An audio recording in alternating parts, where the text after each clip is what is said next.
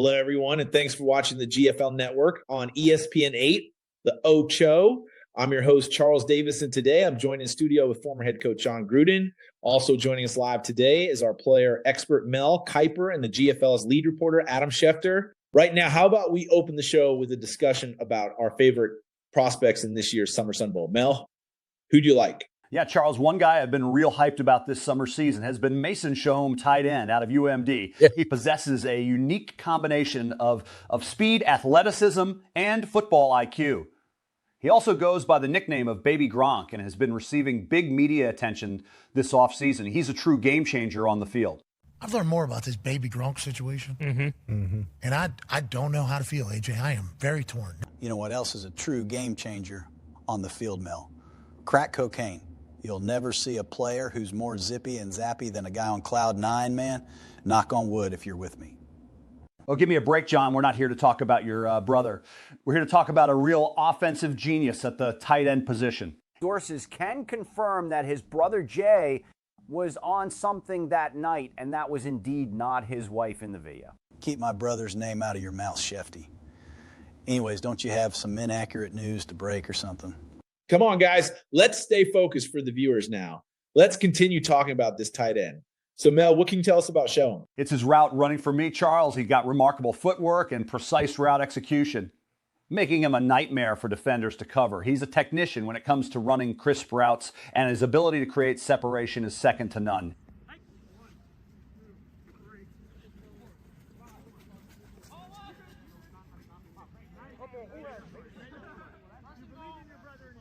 This comeback route here is executed perfectly to get his team the needed yards for a first down. His route running is a thing of beauty. He displays excellent body control, fluid movements, and exceptional change of direction. His ability to gain separation from defenders allows him to consistently make big plays and create opportunities for his team. You know, I met this girl in Kokomo, Mel, and she was a thing of beauty too. But she fell in love with me after only a week. And I can't be tied down like that, so I had to get out there, man. I'm a real heartbreaker. Breaking news. Sources say that John proposed to that girl within a day of meeting her and spent the rest of his trip crying while eating Ben and Jerry's ice cream alone in his hotel room after she had rejected him. Hey, man, where'd you hear that, man? Your brother is a very talkative drunk, John. Gentlemen, please, let's try and stay on point here. Let's stop talking about John's brother. I'm sure he was going through a rough time. Let's continue talking about this tight end.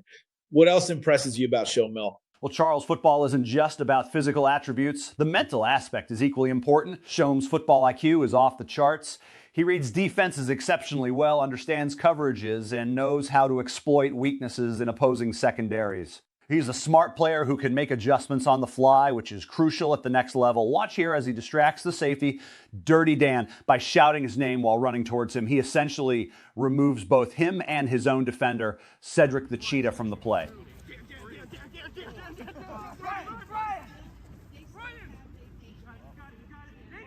This is one of my favorite plays from him that shows his selflessness as a player to help the team. I got to agree with you, Mel. That's some good tape right there. So love these plays right here where Shome finds a deep opening in the coverage to get separation for a touchdown. His ability to read defenses is remarkable and makes him a big play threat on every down. He possesses the instincts of a seasoned veteran, allowing him to find the open areas and zones and exploit mismatches in man coverage. His football intelligence is evident in his decision-making and his knack for finding soft spots in the defense. Wow, John. That was some really insightful analysis on his play. Thanks for sharing. You're welcome, Chuck. I also think his ability to D's in the open field is second to none in the entire GFL. I'm sorry, John, but what's D's? D's nuts, Chuck. I ain't knock on wood if you're with me. Hey, what's that sound? Oh, I'm just tweeting. Don't worry, it's nothing.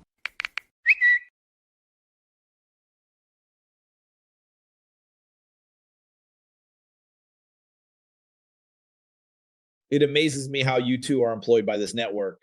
Mel, why don't you share your last thoughts? I absolutely can. And Will Charles, something that makes Shome stand out from the rest of the GFL player pool might be his special teams contribution. Look at the hustle on this play as he zooms down the field to make the big play happen. This kind of play just comes natural to him. I love big plays. I'm actually planning a big play of my own with my good friend, Chief Saholic, at a bank down in Jacksonville this September, if any of you want to join us. Nobody wants to participate in any bank robberies with you and your friend John. Instead, how about we discuss these emails that you sent to your friend Bruce Allen? I think you should both stop talking now before we get canceled again on Twitter. But to add to your point, Mel, the only other player who could keep up with him there on that play was Greg, who's a Hall of Fame player with multiple MVP awards to his name. That seems like some pretty good company, if you ask me. Anyway, how about we take some calls? Let's go to the phones. Matthew from Texas, what do you want to talk about? All right. I finally got on this thing. I got a question for Mel, if you don't mind. Mel, where do you think your beloved tight end Mason Shome will be drafted in this year's Summer Sun Bowl? And also, if we're just a small spectacle on this big old ball we call Earth, I have a rule to make one sweat a day. Joey is always in process. It's under construction. It's a constant approach, alive and well in the doing of what we're fashioned to do. How do you see that in his play style? I'll see him being taken in the 3rd or 4th round this year, as there is a lot of talent available to be selected. As to your other question, I have absolutely no idea what kind of nonsense you're talking about. Okay, how about Joe in D.C.? What's on your mind, Joe? Joe Mama. I'm just kidding. I'll have a double bacon cheeseburger, no pickles, with fries and an ice cream cone. Also, can I have a kid's meal toy, please? What, sir? This isn't a fast food drive-through. I think you have the wrong number. Also, you don't order fast food on the phone, you senile old man. Oh, I'm sorry. I thought GFL stood for Good Food League, but I guess I was wrong. Also, I actually speak a little bit of gibberish, so the answer to the last guy's question is Chair Number Hathori's 11 brings both impulse and J views vu, because to the common ability to stop the dynasty, join Bessie speed to Prof T Meshivatr. Yeah, I think that's enough phones for now. Seriously, where do we get these people? Before we wrap up our show, let's go to a quick commercial break. We'll be right back, so stick around. On your 15-leg parlay sports bet? That's neat. Lost it all on a GFL player prop bet? Not so neat. Showing up ready to ball out on GFL game day? That's neat. Tearing your hamstring on the first play because you didn't stretch your middle-aged body? Not so neat. It's good to be neat, but it's even better to drink neat. Inspired by Korean soju, neat is all natural and has less sugar. This low alcohol by volume drink is the perfect beverage for not only a good time, but a neat time. 21 plus, please drink responsibly. Do not drive, make TikToks, gamble, or operate heavy machinery while under the influence of alcohol. Do not consume alcohol if your loved one is pregnant. Do not consume alcohol if you are taking medication. Do drink alcohol if you live in the Midwest or listen to Nickelback. If you are Canadian, drinking neat will never make you neat.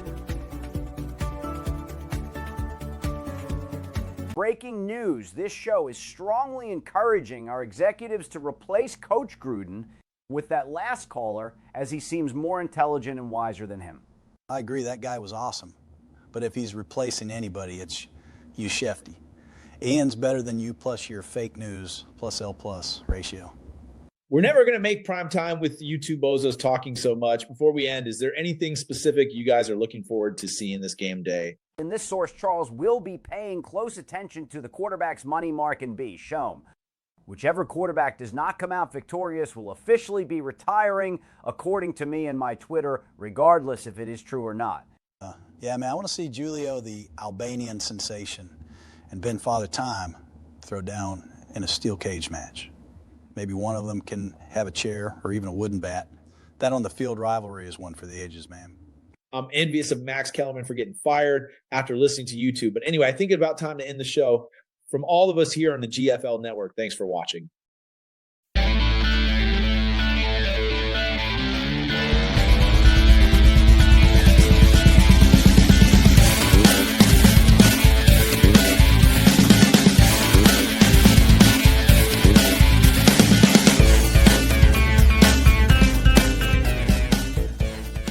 My fellow GFL Americans, no AI video would be complete without me. Donald J. Trump doing a tier list, so as an extra bonus to the video, I will quickly make a tier list of the best hands among the members of the GFL Hall of Fame. First, there is Parker, who is a safe B tier. He won't impress you, but he won't let you down. However, I do think he is fake news on the field when he constantly refutes plays. Lion Parker, I like to call him. Mark will go in D tier because he is quarterback. I'm sure he has good hands, but in a group of these great Hall of Famers, good hands just aren't enough. I wish I could place money mark higher.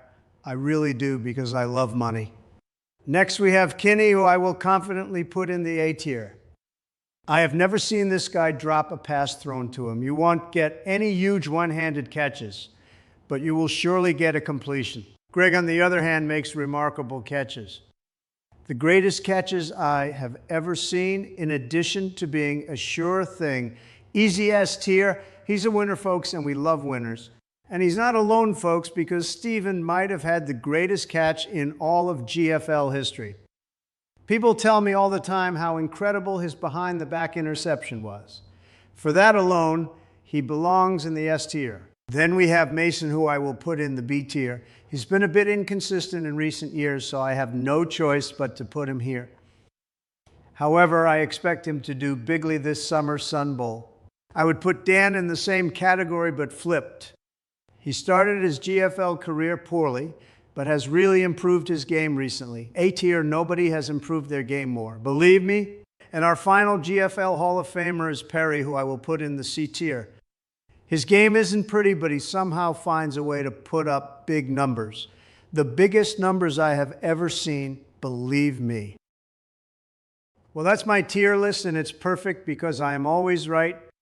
Nobody is more right than I am, believe me. I am the best, contrary to what the fake news media will tell you. I look forward to seeing how these elite players do on game day. May God bless the GFL, and may God bless America.